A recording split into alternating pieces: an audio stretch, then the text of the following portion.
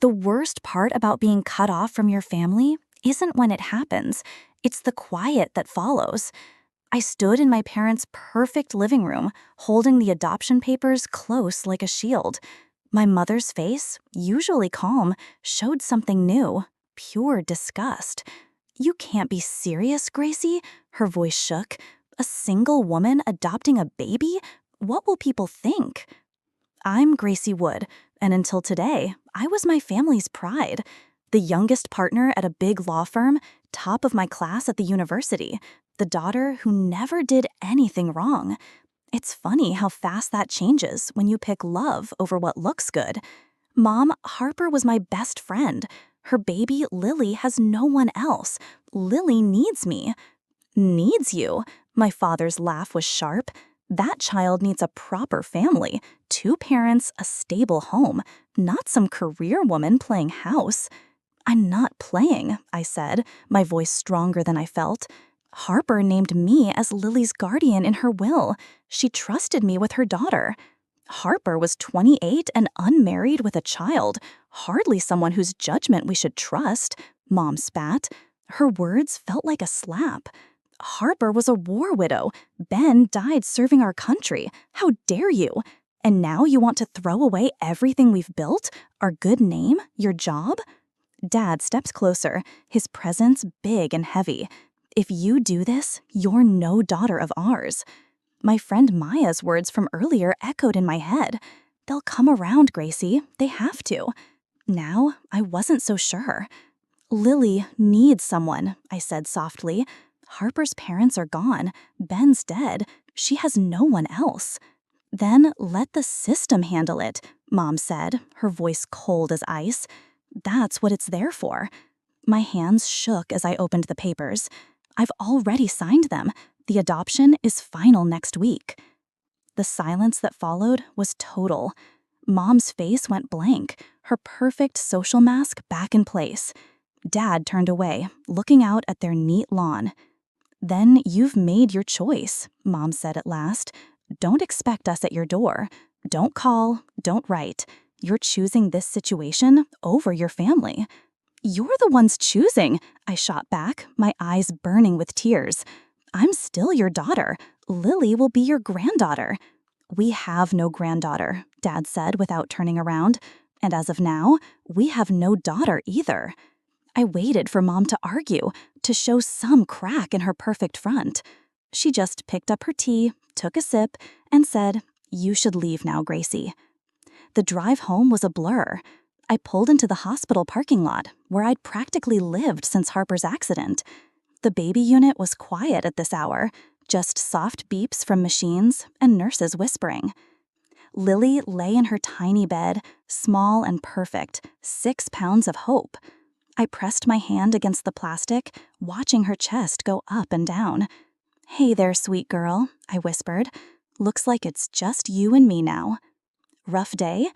Sarah, the night nurse, appeared beside me. She'd been there through everything. Harper's last days, Lily's birth, what came after. "My parents cut me off," I said, the words still not feeling real. "Because I'm adopting her." Sarah's hand found my shoulder. "Their loss. This little fighter needs you more than they do." I watched Lily's tiny fingers move in her sleep. "Everyone thinks I'm crazy. Single lawyer adopting her dead best friend's baby? Maybe they're right." "Hey," Sarah's voice was firm. "I watched Harper fight for every extra day to meet this little girl. I watched you sit here night after night, talking to her through this plastic box. That's not crazy. That's love." A tiny alarm beeped, and Lily stirred. Sarah quickly checked the machines. "Someone wants her midnight snack. Want to feed her?" I nodded, and soon I was in the rocking chair, Lily in my arms as she drank her bottle. Her eyes, Harper's eyes, looked into mine. "Your mom chose me for this," I told her softly, "and I choose you. No matter what anyone says, no matter how hard it gets, you're my daughter now." Lily's tiny hand wrapped around my finger, and in that moment, I knew this wasn't about getting back at my parents or proving anyone wrong. It was about love, pure and simple. The kind of love that builds families, related by blood or not. My phone buzzed. Probably Maya checking in. Instead, it was an email from the family lawyer. Subject line, "Final warning. Think again about your actions." I deleted it without reading and looked back at Lily. "Just you, kid. We're going to show them all what family really means." She blinked sleepily in response, and I held her closer, knowing the battle was just starting. But for now, in this quiet moment, we were already winning. "You look like hell," Maya announced, dropping a coffee on my desk. 3 months into being a single mom, and my office was a mess of legal papers, baby things, and empty coffee cups. I mumbled, grabbing the coffee like a lifeline. "Lily is teething," I mumbled. "Sleep is now just a beautiful memory." Speaking of beautiful memories, Maya perched on my desk, sliding a shiny envelope toward me. My stomach dropped. I hadn't spoken to Liam since that day at our parents' house. The envelope was addressed only to me. No mention of Lily. "Trash it," I said, turning back to my computer. "Gracie, he's trying," Maya sighed. "He called me yesterday, asking if you'd come." "Did he also ask Mom and Dad's permission first?" The bitterness in my voice surprised even me. Maya sighed. "Not everyone's as brave as you. Give him time." Before I could answer, my assistant, Rachel, poked her head in. "Gracie, your 2 p.m. is here early, and Lily's daycare is on the line." Perfect timing. I grabbed the phone while gesturing for Maya to stay. "This is Gracie. Miss Woods, Lily has a fever. We need you to pick her up." 20 minutes later, I was juggling a fussy Lily, my briefcase, and apologies to my client, while Maya walked behind me with the diaper bag. "I don't know how you do this," she said as we reached my car. "Neither do I admitted, strapping Lily into her car seat. She was burning up, her usually bright eyes glassy. "I can see the doctor in an hour," I said, checking my phone at a red light. "Want to be my backup?" "Always," Maya sighed, reaching back to tickle Lily's foot, making her stop crying for a moment. "Besides, I need to tell you about the hot new lawyer who just moved to our company." "Maya, I barely have time to shower. Dating is not on my mind." "Who said anything about dating? I'm talking about grown-up talk with someone who doesn't speak baby talk." We made it to the doctor's office, where Lily's fever turned out to be an ear infection. As the doctor wrote out prescriptions, my phone buzzed with an email. "Dear Miss Woods," it began, "I represent Mr. Ben Green, who has recently learned of the existence and adoption of his daughter, Lily Bowen." The room spun. Maya must have noticed my face because she immediately took Lily from my arms. "Gracie, what's wrong?" "Ben," I whispered, "he's alive, and he wants Lily." The next few hours passed quickly. Maya took us back to my place, made calls to the office, and handled the medicine run while I walked around my living room, reading the email over and over. "It's impossible," I said for the 100th time. "Harper said he died in action. There was a funeral. I was there." "Clearly there was a mistake." Maya handed me a glass of wine. "What are you going to do?" I looked at Lily, finally sleeping in her swing. "Fight. She's my daughter now. I'm not losing her." "You might not have to fight," Maya said gently. "He might just want to know her. Or he might want to take her away." The thought made me sick. "I can't lose her, Maya. She's all I have." "That's not true," Maya squeezed my hand. "You have me, and Liam wants to be there for you too." I picked up his wedding invitation from the coffee table. "Does he? Because this says otherwise." "He's scared of Mom and Dad, but he loves you. Call him." Before I could answer, Lily stirred and started crying again. I picked her up, breathing in her baby smell as she rested against my shoulder. "Everything's going to be okay, sweet girl," I whispered, more to myself than to her. "Mommy's got you." Maya watched us, her face soft. "You know what? Maybe this is your chance." "My chance for what?" "To show your parents what they're missing. To prove that family isn't about what looks good on paper." She stood up, gathering her things. "Call Liam. Go to the wedding. Show them all what they threw away." After she left, I sat in the nursery rocker, holding Lily long after she fell asleep. The room was exactly as Harper had planned it. Soft gray walls, white furniture, elephant decorations everywhere. Her last project before the accident. "Your other daddy might be coming," I told Lily softly, "and I'm scared.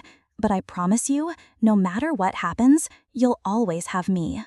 My phone lit up with another email notification, this time from Liam. "I miss you, sis. Please come to the wedding. Meet my fiancé. Let me meet my niece." I looked at Lily, then back at the phone. Maybe Maya was right.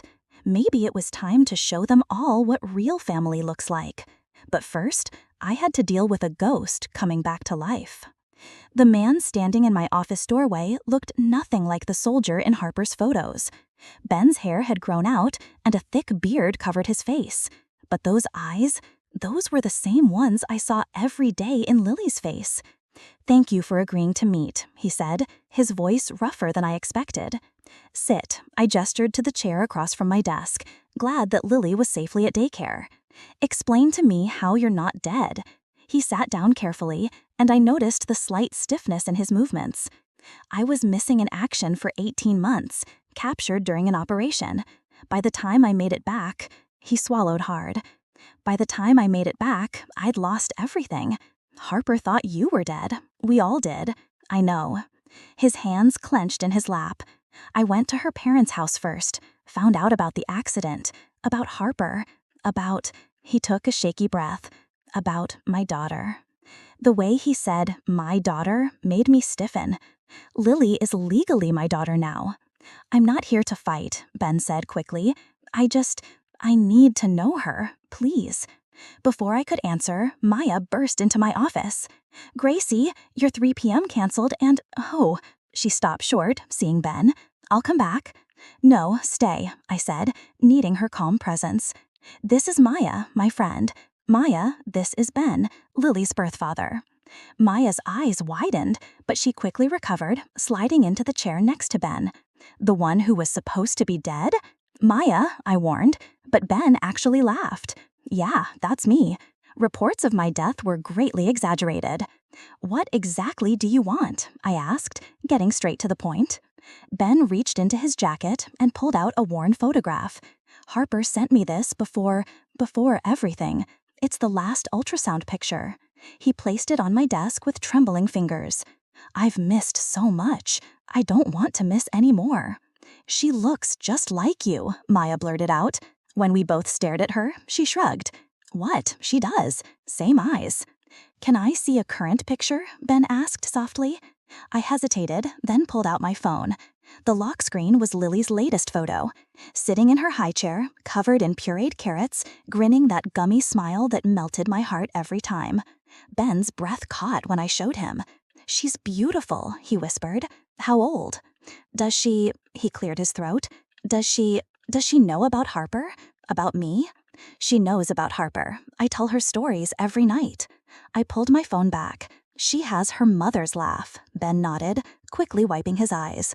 "Listen, I know this is complicated. I know you're her legal mother now, but I'm hoping maybe we can figure something out. I don't want to mess up her life. I just want to know my daughter." Maya kicked me under the desk before I could answer. "Why don't we all take a breath?" she suggested. "This is a lot to take in." "I have rights," Ben said, though he didn't sound threatening, just desperate. "You were declared dead," I reminded him. "The adoption is final. I can fight it." "You could try." "Stop," Maya interrupted both of us. "This isn't about winning or losing. It's about Lily." She was right, of course. I looked at Ben, really looked at him. The dark circles under his eyes, the way his hands wouldn't stop shaking, the pain etched into every line of his face. This was a man who'd lost everything, just like I had. "Would you like to meet her?" The words came out before I could stop them. "Really?" "Not alone," I added quickly, "and not for long. But yes, she should know her father." "Thank you," he breathed. "She's at daycare now. I pick her up at 5. I couldn't believe what I was saying. "You could come to my place, just for a little while." Maya squeezed my arm in silent support. "I'll be there," Ben said, standing. He pulled out a card and placed it on my desk. "My number, in case you change your mind."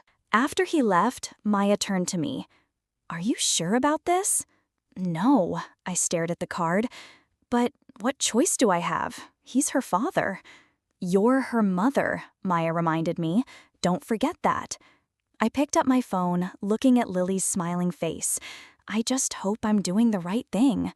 Want me to come over tonight? Moral support? Please. I needed a witness, someone to make sure I wasn't making a horrible mistake. As Maya left to get ready for court, I found myself looking at the ultrasound photo Ben had left behind. Harper's handwriting on the back read, "Look what we made, soldier. Come home safe." He had come home, just too late. Now we all had to figure out how to move forward for Lily's sake. But as I gathered my things to head to daycare, I couldn't shake the feeling that everything was about to change again. Lily's first meeting with Ben wasn't what any of us expected. She took one look at him, burst into tears, and buried her face in my neck. "I'm sorry," Ben said, taking a step back in my living room. "Maybe this was too soon." "No, she's just tired," I explained, bouncing Lily gently. "She gets fussy before dinner, right, Maya?" Maya nodded from her spot on the couch. "Classic fussy time." "Here," I said, moving to the kitchen. "Let me get her food ready. Maybe seeing you while she's in her high chair will be less overwhelming." Ben followed, unsure, watching as I strapped Lily into her chair. She was still whimpering, but the sight of her favorite banana puffs quieted her down.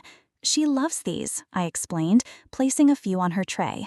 "Harper used to want them when she was pregnant. Weird, right?" "Harper always had strange cravings," Ben said softly. "Remember when she put pickles in her ice cream?" The memory hit me hard. During her last few months, she said it was the only thing that helped with heartburn.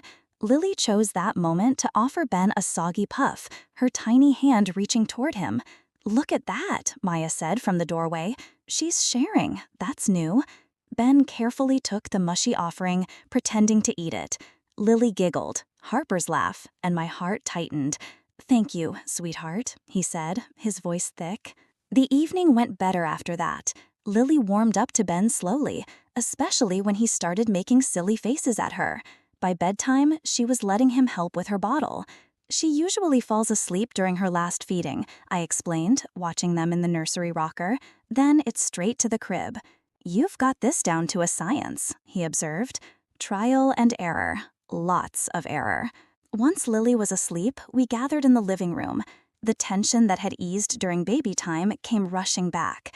"So," Ben started, "where do we go from here?" "That depends," I said carefully. "What exactly are you looking for?" He leaned forward, elbows on his knees. "I want to be her father, really be her father, not just some guy who visits sometimes." "And how do you plan to do that?" Maya asked before I could answer. "No," the word came out sharper than I meant. "She needs stability, one home." "She needs her father," Ben countered, though his tone stayed gentle. "She has a home here," I insisted. "A routine. You can't just walk in and—" "I'm not trying to take her away," he interrupted. "I'm trying to be part of her life, the life you've built for her." Maya cleared her throat. "What if you start with regular visits here, where Lily is comfortable?" "And then what?" I asked. "Then we see how it goes," Ben suggested. "Maybe work up to me taking her for a few hours, then overnight visits. We can take it slow." The lawyer in me wanted everything in writing. The mother in me wanted to protect my daughter. But looking at Ben, at the way he'd lit up when Lily smiled at him, I saw something else. I saw Harper. "We'd need a formal agreement," I said finally. "Something legal." "Of course. And you'll respect my boundaries?" "Absolutely." He pulled out his phone, showing me the screen. "I've already looked into co-parenting counseling, if you're willing." Maya whistled softly. "He comes prepared." "Harper always said I was a Boy Scout," Ben smiled sadly. "Always prepared." A cry from the nursery stopped us. "She's fighting sleep again," I sighed, starting to get up. "Can I?" Ben hesitated. "Can I try?" I shared a look with Maya, who nodded encouragingly. "Okay, but I'm coming with you." In the nursery, Ben went to the crib slowly. "Hey there, little one. Having trouble sleeping?" Lily's cries quieted to hiccups as she stared up at this new person. Ben started humming a tune I recognized from Harper's pregnancy days. "That's her song," I whispered. "Harper used to sing it every night," he said. Said the baby always settled down when she did. Sure enough, Lily's eyes were getting heavy. Within minutes, she was asleep again. Back in the living room, Maya had her lawyer face on. I can write up a first agreement tomorrow, something flexible but strong. Thank you, Ben said, both of you, for giving me a chance. After he left, Maya helped me clean up the kitchen. You okay? No, I admitted, but maybe this is good for Lily, having both of us. Speaking of both, Maya said carefully, Liam called while you were in the nursery. He really wants you at the wedding. I picked up a framed photo of Lily and me from the counter. If I go, my parents will be there. Yes, and they'll have to face what they threw away. Also, yes, I thought about Ben, about second chances, and doing the right thing. Tell Liam I'll come. Tell him I'm bringing his niece to meet him. Maya grinned. Now that's the Gracie I know. Looking at Lily's empty high chair, at the banana puffs scattered around it, I realized something. Sometimes the best way to get back at someone isn't fighting. It's moving forward, building something better than what you lost. Maya, I called as she gathered her things, will you be my +1 at the wedding? I think I'm going to need backup. The church was exactly as I remembered from childhood, all shiny wood and colored glass. Lily wiggled in my arms, her tiny fingers reaching for the pearl necklace Maya had told me to wear. Ready? Maya squeezed my Anne. No, I adjusted Lily's flower girl dress, a gift from Liam's fiancé. But we're here. We slipped into the back of the church just as my mother's voice carried across the entrance. The flower should have been here an hour ago. This is completely unacceptable. Same old mom. Gracie. Liam appeared from a side door, still fixing his tie. He stopped short when he saw Lily. Oh my God. Hey, big brother. My voice shook. Meet your niece. Liam crossed the space between us in 3 long steps, wrapping us both in a hug. I'm so sorry, he whispered. I should have stood up to them. I should have... Later, I cut him off, hearing Mom's heels clicking closer. We should find our seats. Wait, Liam touched Lily's cheek gently. She looks just like Harper. Liam! Mom's voice cracked like a whip. The photographer needs... Oh, the air in the church seemed to drop 10 degrees. Mom stood frozen, her perfect makeup unable to hide her shock. Lauren, Maya said calmly, stepping slightly in front of me. What is she doing here? Mom's voice shook. I invited them, Liam said firmly. It's my wedding, Mom. I want my sister here, and my niece.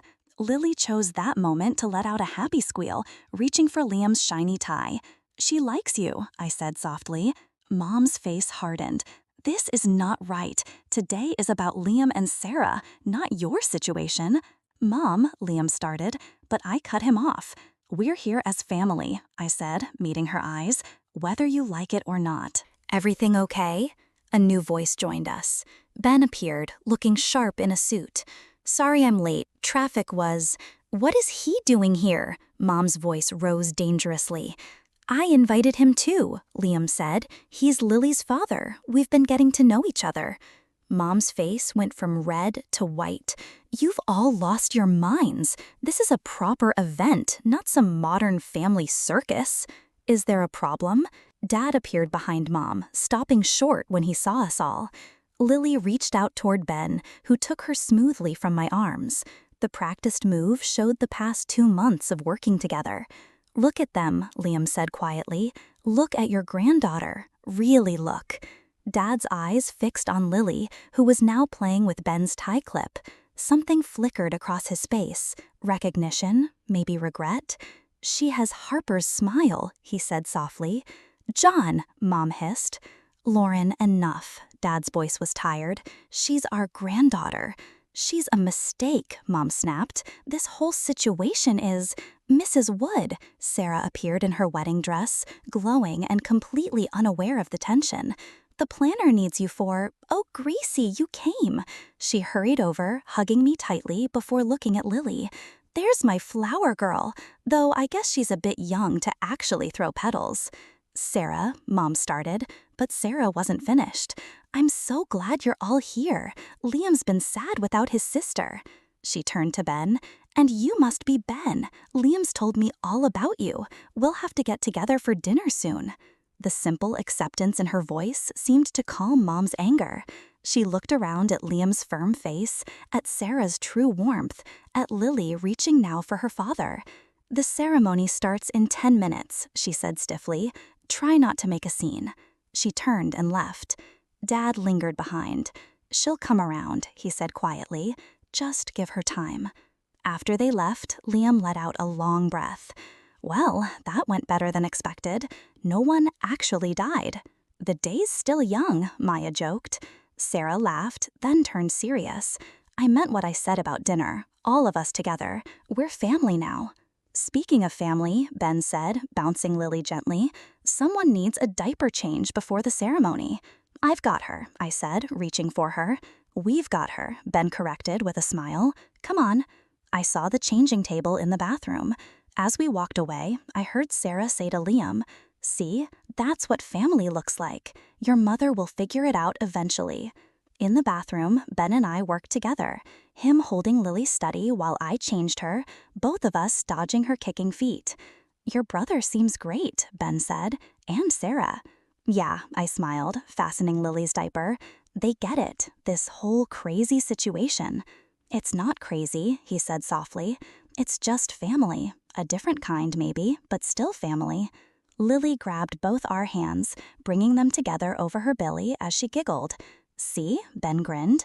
"Even she knows." Maybe he was right. Maybe this was exactly what family was supposed to look like. Messy and complicated and full of love. Now we just had to get through the wedding without any more drama. I looked at Lily's innocent face and laughed. Right, like that was going to happen. The party was in full swing when Lily decided to take her first steps. Not a careful walk along furniture, but full-on, determined wobbles straight toward the wedding cake. "Lily, no!" I lunged forward, but Ben was closer, picking her up just before disaster. "Going for the cake already?" he laughed, spinning her around. "That's my girl." The nearby guests clapped and cheered, but I caught my mother's frown from across the room. She'd been watching us all evening, her disapproval like a force field. "Did you see that?" Maya appeared with 2 glasses of bubbly. "Our little lawyer made a break for it." Definitely Harper's daughter, always heading straight for trouble. Lily wiggled in his arms, still eyeing the cake. "Down," she demanded, one of her new favorite words. "Not a chance, troublemaker." I took her from Ben. "Let's go find Uncle Liam instead." We found Liam and Sarah on the dance floor, wrapped up in their first dance as husband and wife. Sarah caught my eye and waved, then whispered something to Liam. He nodded, and they came over. "May I have this dance with my niece?" Liam held out his arms. I hesitated. She just started walking. She might fall, make noise, mess up my perfect wedding. "Good," Sarah finished. "This place needs some real life in it." Before I could argue, Liam had Lily in his arms, swaying gently to the music. She grabbed his shiny shoe, completely messing it up, and he just laughed. "Look at that," Maya murmured. "Your mom's actually smiling." She was right. Mom was watching Liam and Lily, a soft look on her face that I hadn't seen in months. "Should we push our luck?" Ben asked quietly. I knew what he meant. We'd been practicing this moment, waiting for the right time. "Now," he nodded. "Family's all here, even the ones who don't want to be." Taking a deep breath, I walked over to my parents' table. "Mom, Dad, there's something you should see." Dad stood immediately. Mom took longer, smoothing her dress as if getting ready for battle. "Lily has something to show you," I said, pointing to where Liam was still dancing with her. "If you're interested." They followed me to the dance floor.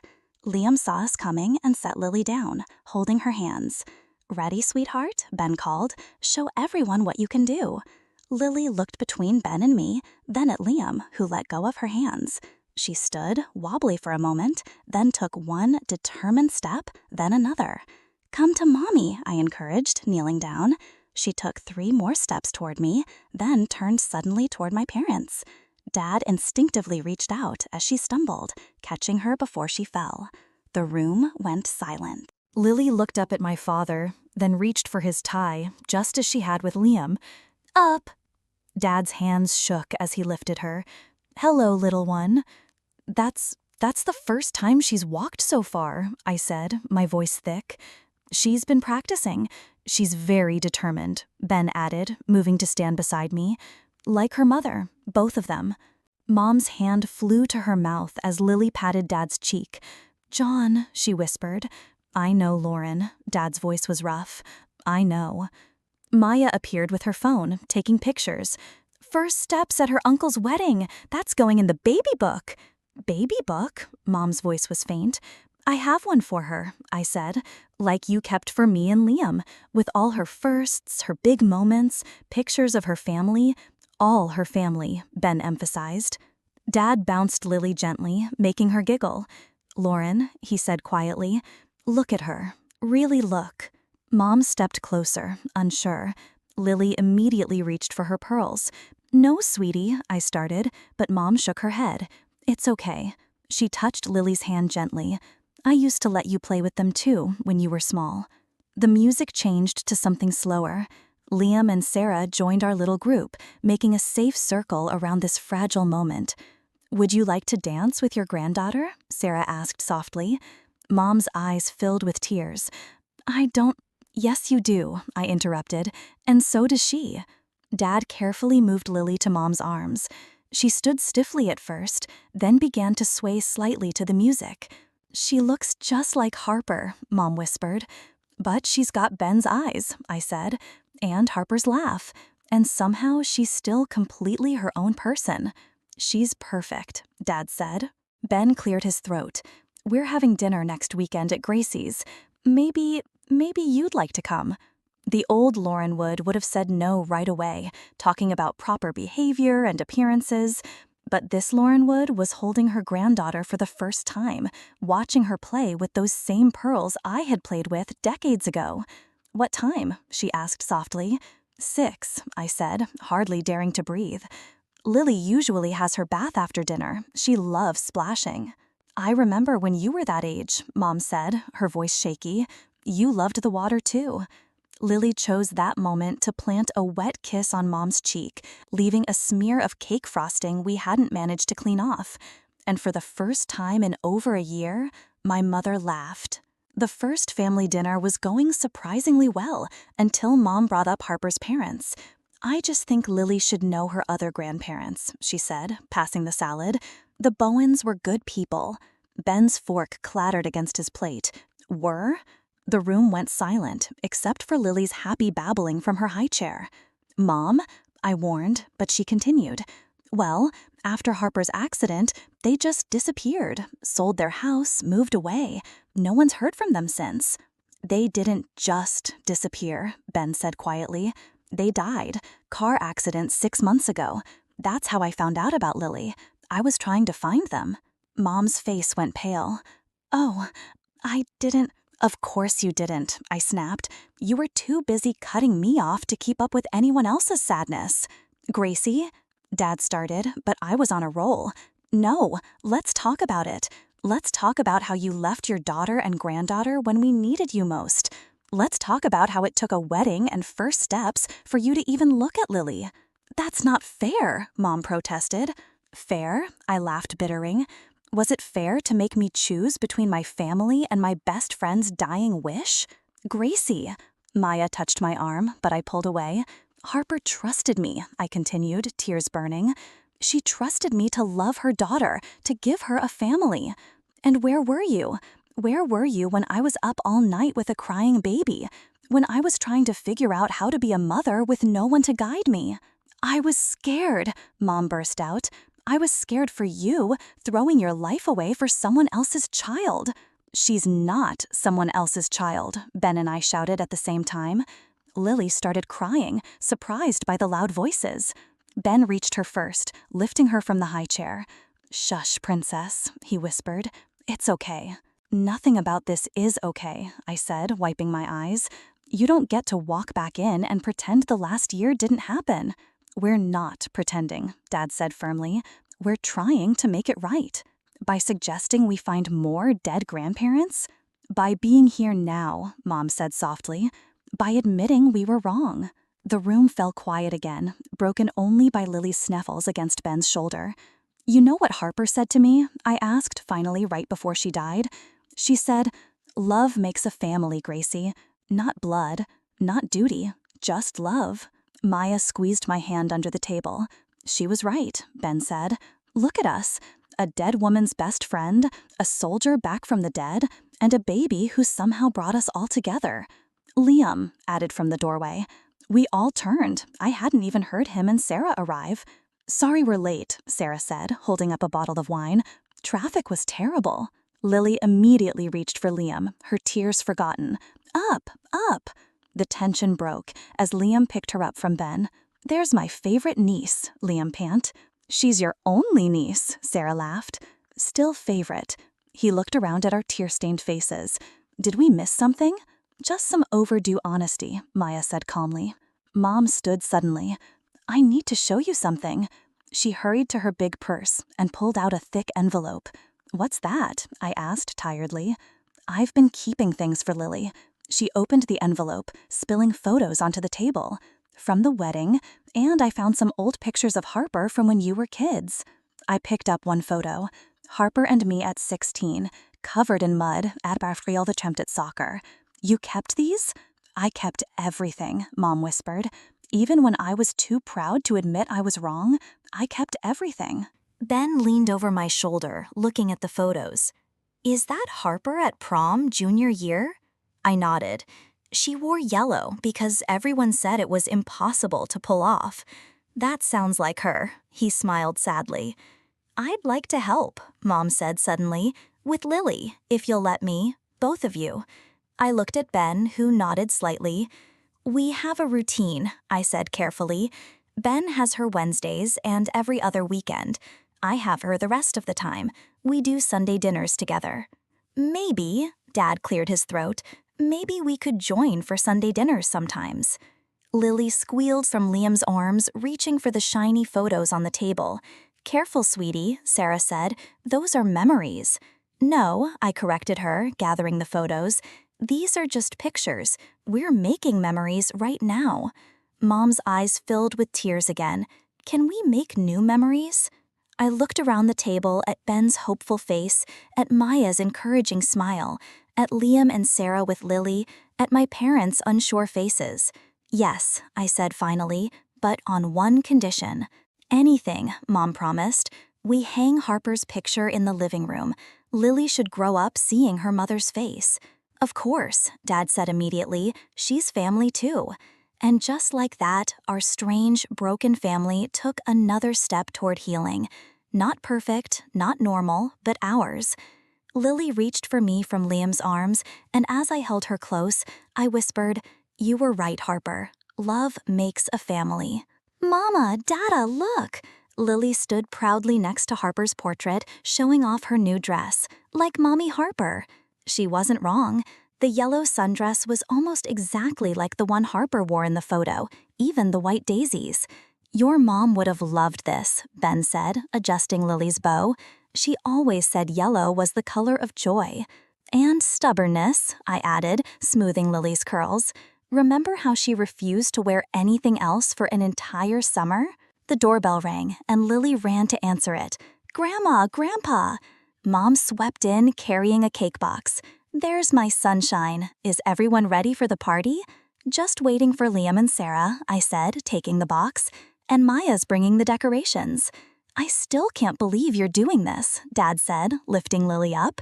Why not? I challenged, but without anger. Harper deserved a birthday party, and Lily deserves to celebrate her mother. Ben nodded. It's perfect, especially today. He pulled an envelope from his jacket and handed it to me. I knew the law firm's paper right away. Is this? Open it. My hands shook as I read the paper. The adoption amendment. You signed it? Joint legal custody, he confirmed. Just like we discussed. You're her mother, officially and forever. No one can ever challenge that now. Mom looked over my shoulder at the paper. Both your names on her birth certificate? And Harper's, I said firmly. All three of her parents. Exactly where we belong. The door burst open as Maya arrived, arms full of yellow balloons. Who's ready to party? Me! Lily bounced in Dad's arms. Can I show Maya my dress like Mommy Harper's? Of course, sweetie. Dad set her down, and she twirled for Maya. Perfect timing, Liam called from the doorway, Sarah beside him with their newborn son. The whole family's here. Not quite, I said softly, touching Harper's picture, but close enough. Mom started arranging food on the table while Dad and Ben hung streamers. Maya and Sarah cooed over both babies, and Liam took pictures of everything. Gracie, Lily tugged at my sleeve. Can I give everyone their special thing now? Sure, baby. Get the box from your room. She returned with a shoebox decorated in yellow paper, carefully giving envelopes to everyone. What's this? Mom asked, opening hers. Pictures, Lily announced proudly. Mama and Dada helped me pick special ones for everybody. Each envelope had a photo of Harper with the person, along with a recent picture of Lily doing the same thing. Mom's hands shook as she held up her 2 photos. Harper helping in her garden as a teenager, and Lily doing the same last weekend. You kept taking pictures? She whispered. All this time? Of course, I said. Harper's story didn't end when she died. It continued through Lily. Ben showed everyone his photos. Harper in her yellow prom dress, and Lily in her matching sundress today. There's more, Lily said importantly, reaching into the box. She pulled out a small album. This is for everybody. Maya helped me make it. The album was filled with pictures of our unusual family. Lily with Ben at the park, with me at work, with her grandparents in the garden, Liam and Sarah's wedding, Sunday dinners. Ordinary moments made special by love. And on every page, Harper's photo watched over us all. This is what family looks like, Lily declared, repeating words she'd heard us say. All the people who love me. That's right, sunshine, Ben said, his voice rough. Even the ones in heaven? Lily asked. Especially the ones in heaven, I assured her. Now, should we sing happy birthday to Mommy Harper? As everyone gathered around the cake, I caught Mom wiping her eyes. You did it, you know, she said quietly. Everything we were afraid of, raising her alone, balancing work and motherhood, keeping Harper's memory alive. You did it all. Not alone, I corrected, not anymore. The cake was yellow, of course, with white daisies. Lily helped Ben light the candles while Liam got his camera ready. Make a wish, baby, I told Lily. She shook her head. You do it, Mama, for Mommy Harper. Looking around at our gathered family, the one we'd built from loss and love and second chances, I realized I had nothing left to wish for. How about we all make a wish, I suggested, for more days just like this one. With all our family, everyone echoed as we sang happy birthday. Harper's smile beamed down from her portrait, and I swear the yellow flowers in the garden seemed to glow a little brighter. This wasn't the family any of us had planned on. It wasn't traditional or normal or anything my parents had once hoped for. But it was real and it was ours, built on love and forgiveness and the understanding that family isn't about who you lose. It's about who you choose to keep. And we had chosen each other every single day. That was the best revenge of all.